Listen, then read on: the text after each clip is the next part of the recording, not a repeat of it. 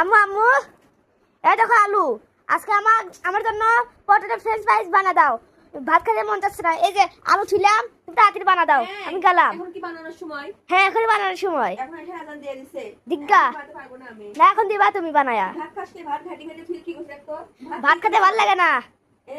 এখন দেখো দর্শককে দেখাও কতগুলো ভাত আর ডিম নষ্ট করে থুয়ে চলে গেছাও ভাত না খায়। আমার ভাত খেতে ভালো লাগে না। এখন আমি এসে নামাজ পড়তে যাবো, এখন সময় নেই আমার কাছে। তুমি তাড়াতাড়ি আমাকে পটেটো ফ্রেঞ্চ ফ্রাইজ বানা দাও। এই তো রাখলাম, তাড়াতাড়ি বানাবা। আলু টাকা করলে পালা খেয়ে আসছো। হ্যাঁ, আব্বু কাছে নিয়ে আইছি। বাসাতে আলু ছিল না আজকে। আব্বু কাছে টাকা নিয়ে আইছি। দেখছো এত রাত্রে কিনতে চলে গেছিলি আবার। এসছি তোমাকে বলবি আমি আগে দিতাম, তুই কেন গেলি আবার আনতে এত রাত্রিবেলা? খাতে মন গেছে, কল লাগবে তো। হ্যাঁ জমো জম 10 মিনিটের মধ্যে বানা দেবো, আমি গেলাম। 10 মিনিটে আমার মানিয়ে দেবো। ঠিক আছে দেখি। কান্ড এখন উঠে যাবি নি। তেল তো নাই আজকে, বেশি অল্প তেল আসতে হবে নি দাদা। হ্যাঁ হবে। এই দেখ তেল আছে, এই তেল দিয়ে কি হবে নি দেখি। তেল তো কিন্তু তেলে ভাজতে হবে। আমার বটিও এখন দোকানে নিয়ে যাবে, টপ করে হচ্ছে বানাই দিই। দুটো ছেলে খাতে যাচ্ছে না, ভাত খেতে চাইছে। আল্লাহ বিসমিল্লাহ, আল্লাহ কড়া বানাবো দুইটা না একটা? 5টা। অনেকগুলো হবে দেখো। এই সব দিয়ে বানা দাও। আচ্ছা ঠিক আছে জানিছি। আমি এরকম কই না, আমি কখনো বানাই নাই, আজকে প্রথম বানাই দেবো। কেমন হবে আমি জানি না বাবা, এই গ্রামের মানুষ আমরা এরকম করেই তো বানাই। হ্যাঁ, যে এরকম করি। আচ্ছা ঠিক আছে রাখো, তাড়াতাড়ি বানাও, খিদে পাইছি। তাড়াতাড়ি বানাচ্ছি বাবা। তাড়াতাড়ি আজকে বানাবা। আলুগুলো কাটা হয়ে গেছে, এখন আলুগুলো একটু ভালো করে ধুয়ে নেব। পানি চুলে তুলে রাখিছি এখানে। পানি কারেন্ট কখন চলে যায়, ঝড় বৃষ্টির দিন, এই জন্য পানি বেশি করে তুলে রেখে দিই ঘরে। এখন কড়াই গরমে দিয়ে নিয়েছি, গরম হতে থাক। আর এদিকে আমি আলু সব ময় মশলা মাখিয়ে নেব।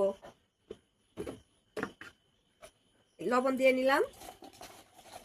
তাড়াতাড়ি বানাও, আর সহ্য হচ্ছে না। লবণ দিয়ে নিলাম, এখন আমি আরো উপকরণগুলো দিয়ে নেব।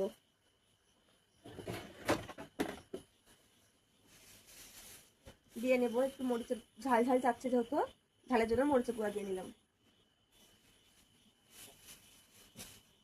আর দিয়ে নেব হলদির গুঁড়ো। এখন এগুলো সবগুলো উপকরণ করে মেখে নেব। যেহেতু কড়াইয়ে আমি চুলাতে বসিয়ে দিয়েছিলাম, গরম হয়ে গিয়েছে অলরেডি। এখন আমি এর মধ্যে তেল দিয়ে নেব।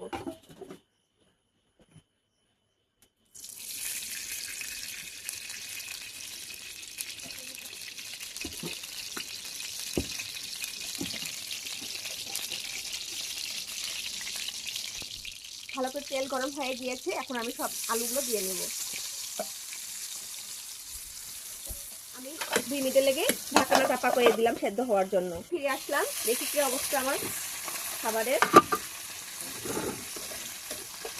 এক পাশে কালার হয়ে গেছে অলরেডি, এখন কি সুন্দর করে কালার হয়ে গেছে। কখনো বানাইনি, এই খাবার প্রথম বানিয়েছি আমি, জানি না কেমন হচ্ছে আপনাদের কাছে। আপনারা অনেকে এগুলো বানিয়ে খেয়েছেন, কিন্তু আমি কখনোই বানাতে পারিনি। আমি সে সময়টাই পাই না। দোকান বাড়ি বাসার কাজ, দোকানের কাজ করতে গেলে মানে বাচ্চাদেরকে কোনো কিছু মানে নাস্তা বা কিছু তৈরি করার মতো সে সময়টা আমি পাই না।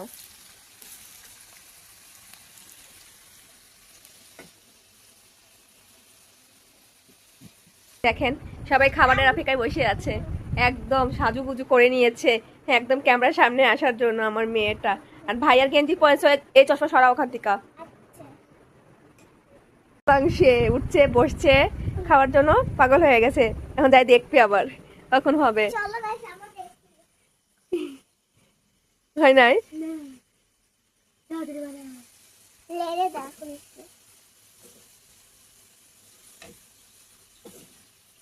এ তো হয়ে গেছে অলরেডি, দেখো খুব সুন্দর কালার হয়েছে।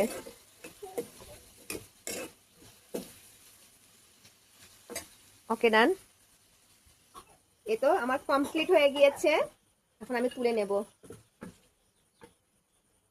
আলু ভাজা যা এটাও তাই হবে, খালি পেঁয়াজ মরিচ ছাড়া, একটু মোটা তাই। এখন বাচ্চাদের কাছে এটাকে ফ্রেঞ্চ ফ্রাই না কি আমার নামও উচ্চারণ করতে পারছে না। French fry. ফ্রেঞ্চ ফ্রাই, হ্যাঁ। ওয়াও, বেশি তুলে দাও। হয়ে গেছে তোমাদের খাবার।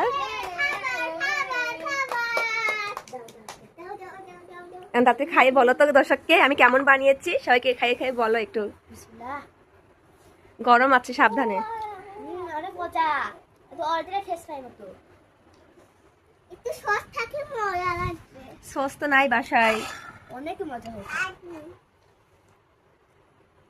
চামচ এলো আমার জন্য। এটা হাত দিয়ে খাইতে হয়।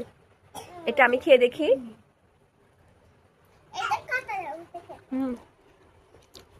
আসলে তো ইয়ামি।